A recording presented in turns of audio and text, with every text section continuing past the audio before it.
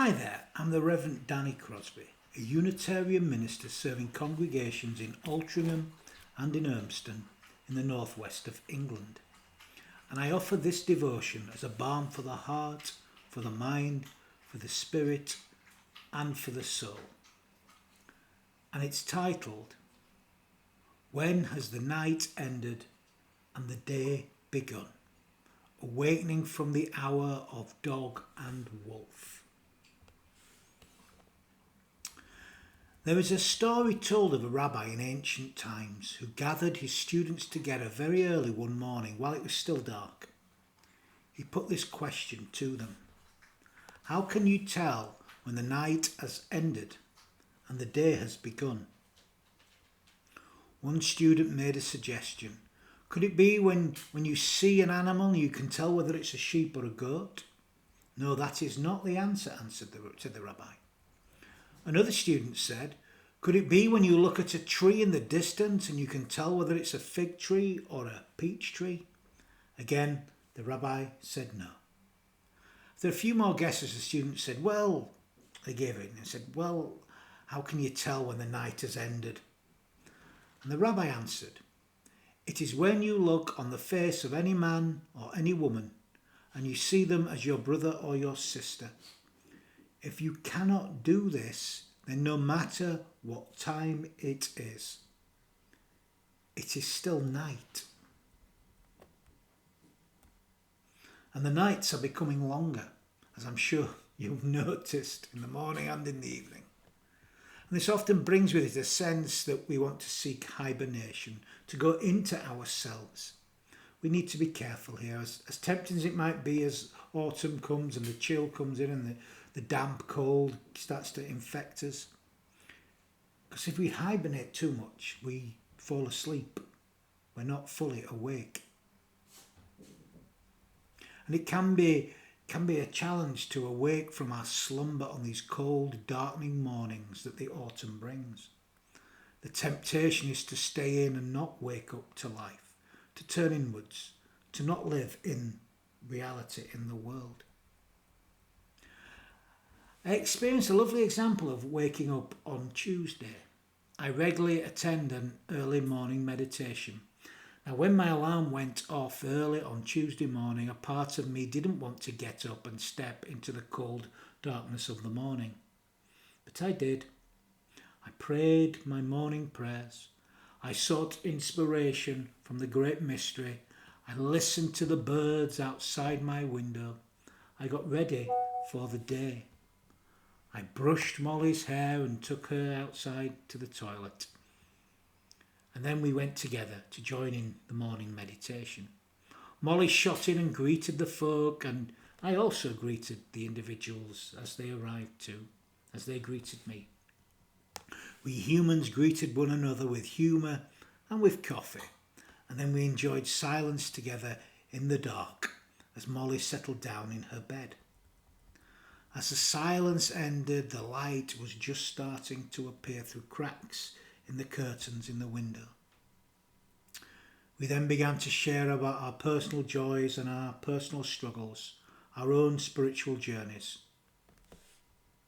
As everyone spoke, I looked into their faces and connected with them and saw in each of them a brother or a sister or a fellow human. I saw myself reflected back at me in them too. I saw a reflection of the divine in their eyes, and I heard it in their words. It is so tempting at times to separate people into those that are for us and those that are against us, that there are those that are my friends and those that are my foes, that we need to keep an eagle eye out for the foes, because if we do not, they may well cause us harm, that these people are dangerous, even toxic, and you must keep them out of your life. This is not helpful, nor is it healthy. We are all formed from the one flesh. We all have the same spirit flowing through us. Divisiveness does not help anyone.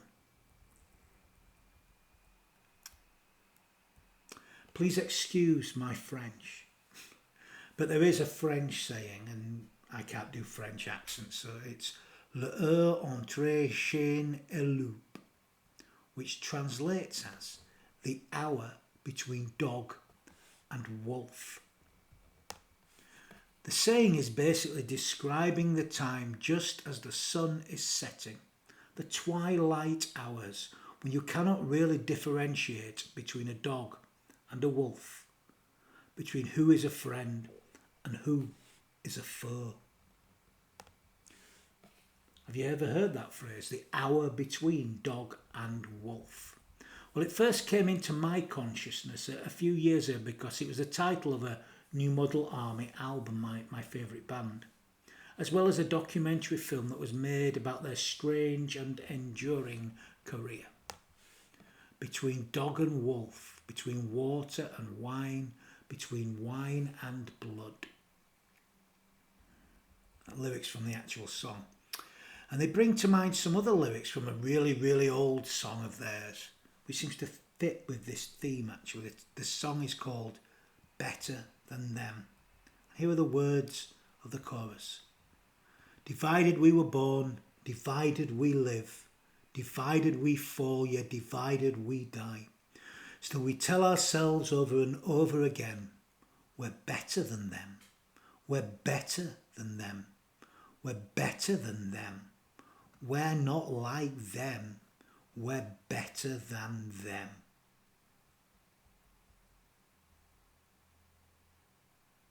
And who are them? Who are they? They are whoever we think are somehow separate from us, lesser human, I guess, or not human, people not like us, the others, the ones we feel superior to. The song's essentially a rant against this sense of superiority and separation that all groups of people and individuals feel from time to time. Some feel like this permanently. This sense that somehow we are better than or less than other people. It seems to go on in all sections of society and has gone on throughout human history. It's there in religion, but it's also in secular society too. Some religious groups talk about the saved and the unsaved. Others talk about being God's chosen people, the special ones. When they speak this way, by the way, they are talking of a God I do not recognise. The God I know accepts and loves all universally. There is not those that are chosen and those that are rejected. I don't believe in that kind of God. I'm a universalist in a universal sense of the word. Experience has revealed to me that we're all chosen by God. It's just that so many of us turn away and cannot believe there is a spirit that is there in life. And I can understand why. We've all been there too, including me. Then, of course, there are the anti-religionists who reject any kind of faith at all, any kind of spiritual concepts at all, who see it all as a purely infantile projection. They mock, they poke fun, they separate people into the stupid and the wise. They say we're not like them, we're better than them. And I'm no better. I'm not claiming to be any better, to be different from them either. There are days when I feel superior to others, and there are days when I feel less than anybody else. But thankfully, it doesn't last long, and I soon recognise that I am part of the human family. We are made of the same flesh. We have the same spirit within each of us, I believe. And this is something I felt so powerfully as the dark turned into light on Tuesday morning, in that hour of dog and wolf, as the night turned into day. If we see ourselves as separate from, if we see others as separate from ourselves, we see us and we see them. And we think we're better or worse than them. As Walter Kaufmann, who translated Martin Buber into English, put it, when we use words like us, them, the world is divided into two. The children of the light and the children of the darkness, the sheep and the goats, the elect and the damned. And it's this that leads to a lack of empathy for all people, and thus their suffering can be ignored. We can reject them as less than. In such a state, any form of barbarity and abuse can become acceptable. Again, something that we've seen throughout human history. It still goes on today. We continue to dehumanize, breeding hatred and breeding violence. As the Nobel Prize winner, author of such great works as The Night and Holocaust survivor Elie Wiesel put it, hatred is a cancer that is passed from one person to another, one people to another. And he knew about barbarity and what that sense, what it means to be separated was all about. There is one human family. We are each other's keeper. In conversations with Elie Wiesel, Wiesel sees the biblical question that Cain poses to God after killing his brother Abel. Am I my brother's keeper? It becomes a lens to see brother and sisterhood in broadest humanist sense as he reflects. We are all our brother's keepers. Either we see in each other brothers or we live in a world of strangers. There are no strangers in a world that becomes smaller and smaller. Today I know right away when something happens, whatever happens anywhere in the world. So there is no excuse for us not to be involved in these problems. A century ago, by the time the news of war reached another place, the war was over. Now people die, and the pictures of their dying are offered to you and to me while we are having dinner. Since I know, how can I not be transformed that knowledge into responsibility? So the key word is responsibility. That means I must keep my brother. We are all one. We are all part of the one human family, however we identify. When the Epistle Paul talked of the oneness, the unity in Christianity, he wrote that in Christ there is no longer Jew or Greek. He did not say there are no longer Jews or Greeks, more that people are no longer separated by these distinctions, that they are all one in love, in body and in spirit, that if all people are viewed in the light, they are brothers and they are sisters to one another. And as Tenzin Gyatso, the 14th Dalai Lama, has said, mentally, physically and emotionally, we are the same. We each have the potential to good and to bad, and to be overcome by disturbing emotions such as anger, fear, hatred, suspicion and greed. These emotions can be the cause of many problems. On the other hand, if you cultivate loving kindness, compassion and concern for others, there will be no room for anger, hatred and jealousy. Now these words very much chime with another favourite story of mine, which seems appropriate to share right now.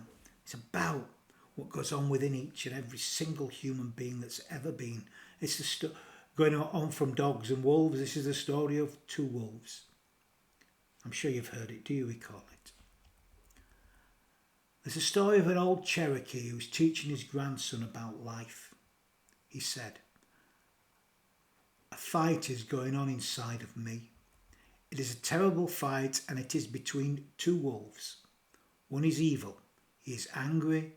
He is anger, envy, sorrow, regret, greed, arrogance, self-pity, guilt, resentment, inferiority, lies, false pride, superiority, ego. And it makes me cynical about life." He continued, "And the other wolf is good. He is joy, peace, love, hope, serenity, humility, kindness, benevolence, empathy, generosity, truth, compassion, faith. And it fills me with enthusiasm for life." The same fight is going on inside you and inside every person too. And the grandson thought about it for a minute and then asked his grandfather, "Which wolf will win, grandfather?" And the old Cherokee simply replied, "The one that you feed."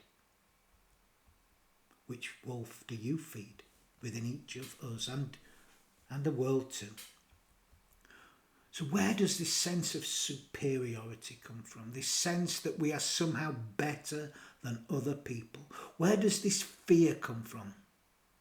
Well, I think it comes from habit. We just kind of do it sometimes without thinking. We are taught to fear. We are taught to fear the stranger who's not exactly like us.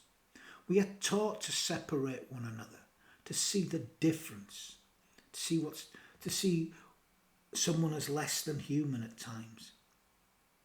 These are habits. These are fear-based habits, and such habits are very hard to break. So how do we? How do we get to the place where we can tell when the night has ended and the day has begun? How can we tell when we look into someone else's eyes, we see our brother and our sister? How do we get out of the habit of separating people into one camp or another? Well, I believe it begins by us waking up to reverence in one another and to practice loving kindness each and every day.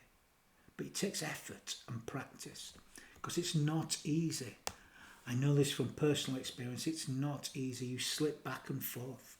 Every day I find myself putting up the barriers of separation. I have to watch for this. Every day I find myself doing all I can to ensure that they come back down when they come up. Or build a bridge between the walls if you can't pull the walls down. Like Jericho, the walls come tumbling down. Maybe it's a whole lifetime's work, and maybe it's beyond this lifetime, this moving from night to day. But we get a chance to begin again each and every day, don't we? Turns from night into day and day into night. I believe it's possible for us to do so.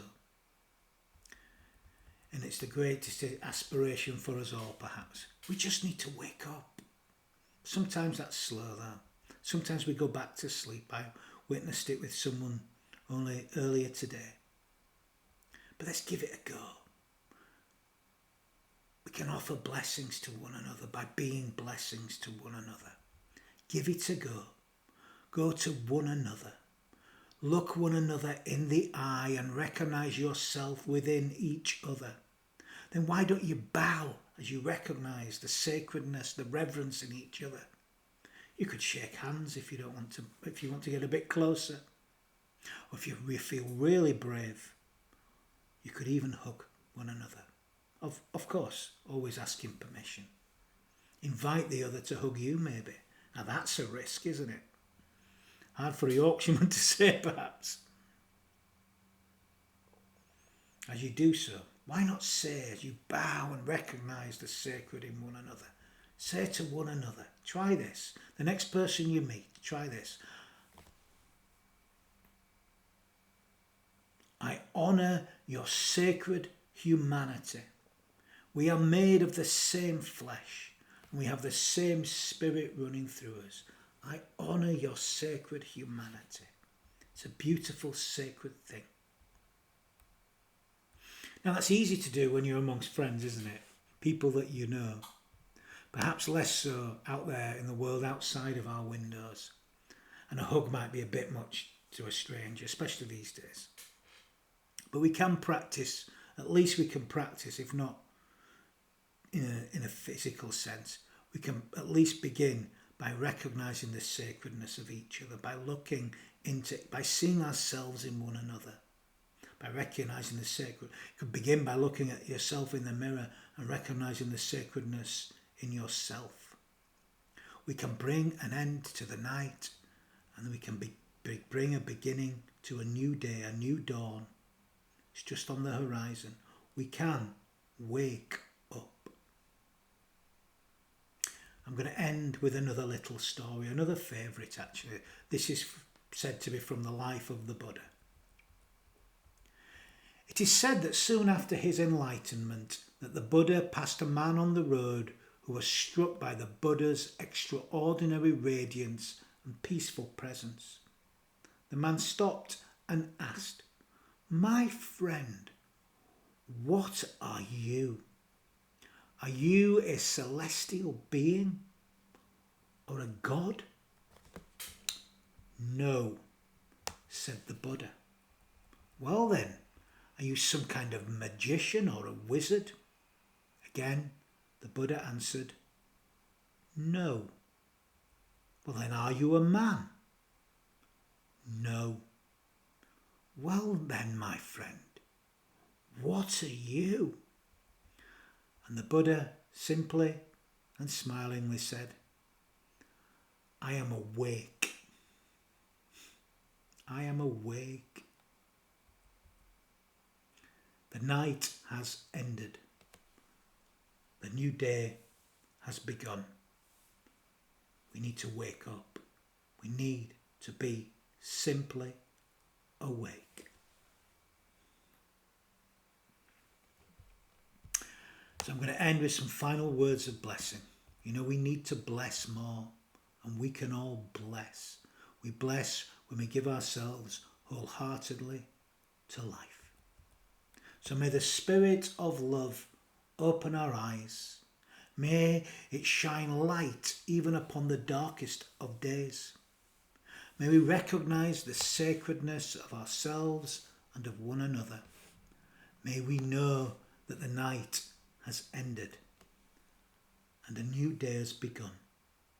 And may we carry this blessing with us, and may we do so in all that we feel, in all that we think, in all that we say, in all that we do. Go in love, go in peace. Amen.